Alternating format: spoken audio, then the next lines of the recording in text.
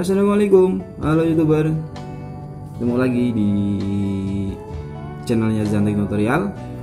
Oke, jadi dalam kesempatan kali ini seperti biasa ya, ini masih dalam dunia unboxing.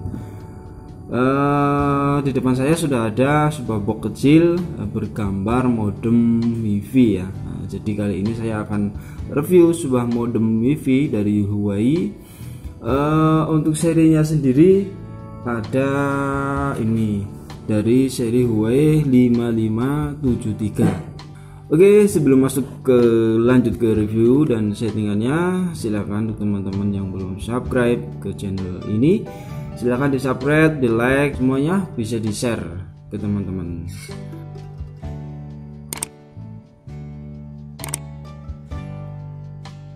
Mudah-mudahan dalam kesempatan ini teman-teman juga diberikan kesehatan, diberikan kelancaran, terhindar dari segala macam musibah. Mudah-mudahan tutorial ini bermanfaat buat teman-teman semuanya. Mari kita lanjut ke unboxingnya ya.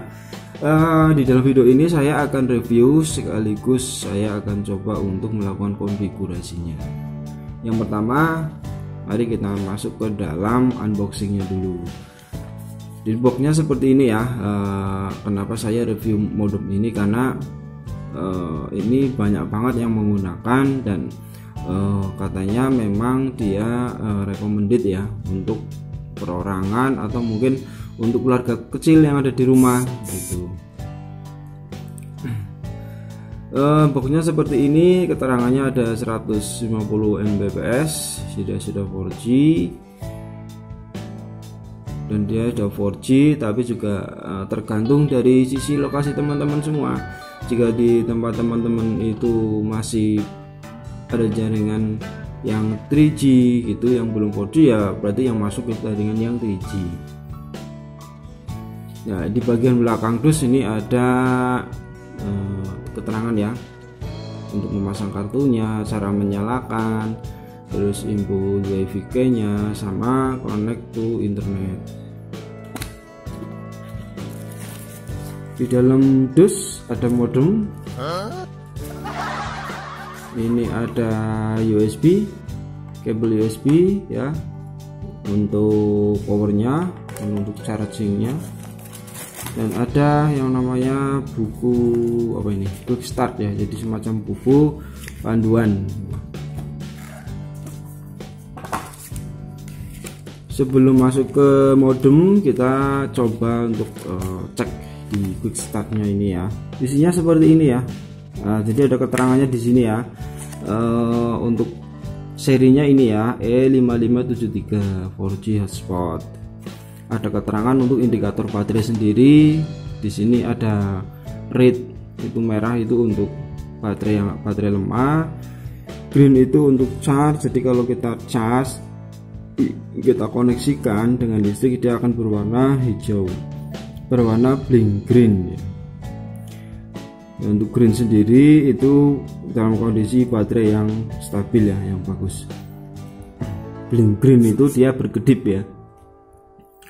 Untuk power button sendiri di sini ada yang namanya plus hold, jadi untuk menghidupkan tinggal ditekan aja. Ada micro USB port, ini untuk charging. Ada sinyal indikator di sini diberi keterangan, yaitu untuk green itu untuk jaringan yang 4G, kalau kuning itu untuk 3G, merah itu untuk 2G ya, jadi untuk 2G ini masih jaringan yang lama. Link red itu adalah nonyo sinyal, jadi tidak ada koneksi sinyal atau tidak ada internet. Ada namanya button reset di sini, sama ya, yang namanya button reset itu sama aja ya fungsinya, yaitu untuk mengembalikan settingan ke settingan awal atau ke settingan pabrik. Installasinya sama, tinggal pasang SIM, WiFi koneksi. Yang paling penting ini ya teman-teman ya, nanti ya. Jadi ada jika kita mau setting, mau masuk ke aplikasi, kita harus masuk ke alamat ini. Untuk user, untuk passwordnya ini admin ya, password standarnya yang nantinya akan kita rubah. Oke, kita baca-bacanya sudah dulu. Kita lanjut masuk ke modemnya. Ini dia teman-teman, modem Bolt Zhong 4G. Kita coba lepas dulu ya apa yang ada di dalamnya ini.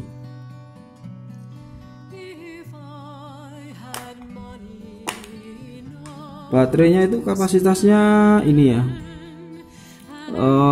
untuk voltasenya itu 3,7 volt. Jadi jika baterainya nanti rusak, teman-teman bisa mencari baterai yang voltase sama ampernya ini sama ya. Ini 1500 berarti 1,5 ampere ya. Dengan nanti teman-teman cari baterai yang sesuai dengan ini untuk voltasenya, untuk ampernya.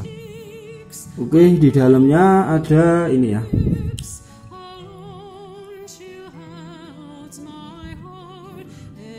Di dalamnya itu ada yang namanya Mobile Wi-Fi E5573C. Nah, untuk IP-nya ini, usernya ini, passwordnya ini, SSD-nya ini ya. Terus untuk WiFi-nya atau password WiFi-nya ini ya. Jadi ini yang nanti akan muncul saat pertama kali modem ini dihidupkan. Untuk koneksi setelah dia nyala, untuk koneksi yang muncul adalah WiFi-nya ini, dan kita bisa login dengan password ini. Setelah kita login, kita masuk ke aplikasi dengan cara kita panggil alamat ini ya. IP ini kita panggil, terus kita ketikkan untuk user dan passwordnya admin. Nah, ketika kita sudah masuk ke dalam aplikasi, yang harus kita rubah pertama itu adalah password untuk adminnya sendiri. Password untuk login ke aplikasi harus kita rubah supaya apa? Supaya lebih aman aja. Terus yang kedua kita rubah untuk nama WiFi dan untuk password WiFi-nya. Jadi yang perlu di setting yang paling sering dipakai oleh teman-teman itu cukup dua itu sih sebenarnya. Kalau yang lain-lain itu masih sama, masih standar gitu. Oke, jadi selain ini masih ada lagi yang harus teman-teman ketahui ya. Di sini ada yang namanya tombol reset. Ini ya. Jadi ada yang namanya tombol reset. Kalau untuk reset itu bisa menggunakan ini ya. Tombol ini. Ini untuk apa? Untuk tempat kartunya. Kalau dia tanpa baterai sangat ringan ya ini. Jadi kalau sudah baterainya kita pasang sudah beda, jadi sudah agak berat ya. Oke ya, untuk review dari hardware-nya sendiri seperti itu ya. Selanjutnya kita akan coba masuk ke konfigurasinya. Oke teman-teman semua, kita lanjut ke konfigurasinya. Oke ya teman-teman, kita lanjut masuk ke konfigurasi. Jadi untuk konfigurasi sendiri kita harus yang pertama kita sambungkan WiFi kita itu ke WiFi yang dari modem Bolt ini sendiri. Untuk koneksinya ini ya, WiFi-nya bawaannya seperti ini.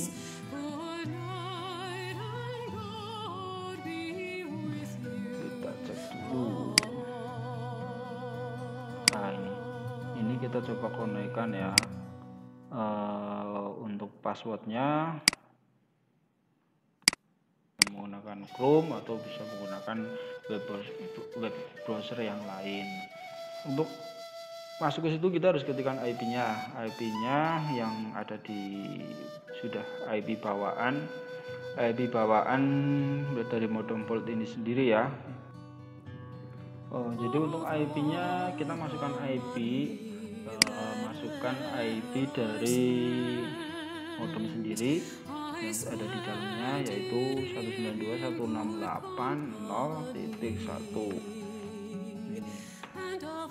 Nah, untuk passwordnya sendiri sesuai password bawaannya ya, yaitu admin. Nah, ini tampilan awalnya seperti ini dari modem Bolt itu sendiri. Untuk koneksi providernya ini saya menggunakan Telkomsel ya, menggunakan Telkomsel, karena yang di lokasi saya untuk sinyal yang paling bagus itu memang dari Telkomsel. Oke, yang pertama yang harus kita ganti yaitu adalah dari user dan password modem ini sendiri ya. Supaya lebih aman, sebaiknya kita ganti untuk passwordnya, karena kalau passwordnya belum diganti paling mudah ya, sangat mudah jika dia dihack oleh seseorang. Jadi kita suruh menggantikan password lama. Ini teman-teman isikan sesuai keinginan teman-teman aja yang dikira menurut teman-teman itu aman.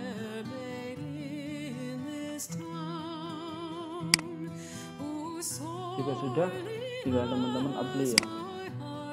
Kalau sudah ada sukses ini berarti password itu sudah berubah, ada password loginnya. Sebenarnya kita coba logout, terus kita login dengan password yang baru.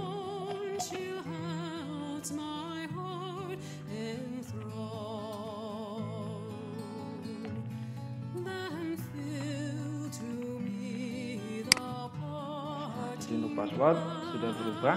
Selanjutnya setelah password kita ganti, kita akan coba rubah untuk nama wifi-nya ya. Jadi nama wifi-nya itu biar untuk passwordnya sendiri nanti kita coba ganti.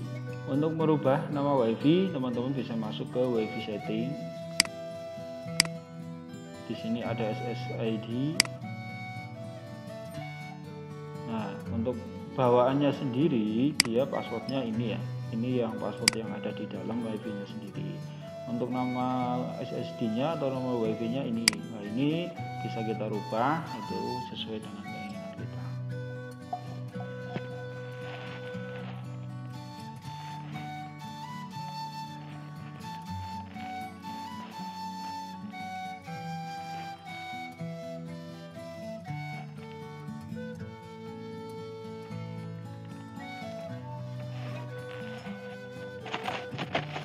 Untuk passwordnya sesuaikan ya dengan keinginan teman-teman. Oke, kita sudah coba ya. Ininya untuk max station numbernya memang usernya maksimal 10. Tapi seandainya teman-teman hanya sedikit pemakaiannya, berapa user bisa teman-teman rubah sendiri. Tapi di sini saya menggunakan yang maksimal ya, 10. Oke, jika sudah tinggal di apply. Yes, maka nama wifi-nya itu sudah akan berubah.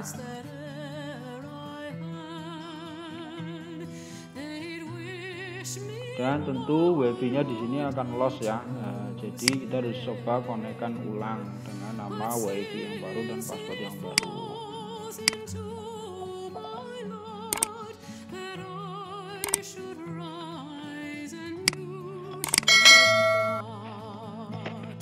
Oke, lanjut. Jadi setelah kita koneksikan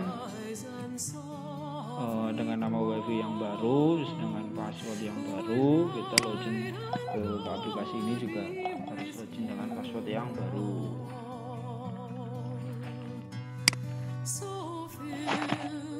Oke, setelah password untuk login aplikasi sudah kita rubah, dan untuk nama wifi dan password wifi ini juga sudah kita update.